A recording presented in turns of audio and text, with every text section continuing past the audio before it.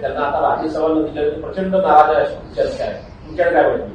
नाही, हे बघा, दुसऱ्याच्या घरात मी कशाला बघू, पण आदरणीय भुजबळ साहेबांच्या बद्दल माझ्या मनात नेहमीच आदर, प्रेम हे नेहमीच राहील.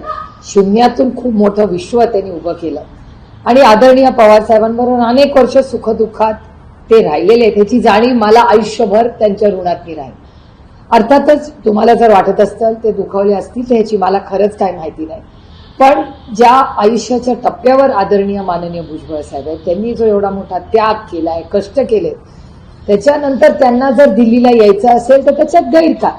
जे आम्ही एकत्र असतानाही आदरणीय पवार साहेबांचा फार आग्रह होता की आदरणीय भुजबळ साहेबांचं नेतृत्व हे फक्त महाराष्ट्रापुरतं सीमित न ठेवता देशाला त्यांचं नेतृत्व हे मिळालं पाहिजे. आणि अर्थातच भारताला एक मोठा नेता तो खरं मिळू शकला असता. पार्लमेंटमध्ये त्यांची उत्तम भाषा करायची पद्धत, त्यांची भाषणं, त्यांचे विचार, पण ते अर्थातच दिल्लीमध्ये आले असते तर देशामध्ये एक मोठं नेतृत्व उभं राहिलं असतं.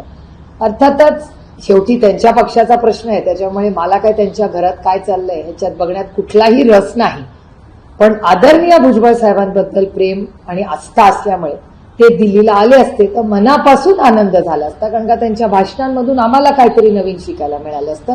एवढाच त्याचा माझा स्वतःचा स्वार्थ की मला त्याच्यातून काहीतरी त्या पद्धतीने ते अनेक महत्वाचे मुद्दे मांडतात त्याच्यात शिकायला मिळालं असतं काहीतरी. फक्त मला नाही, नवीन अनेक खासदार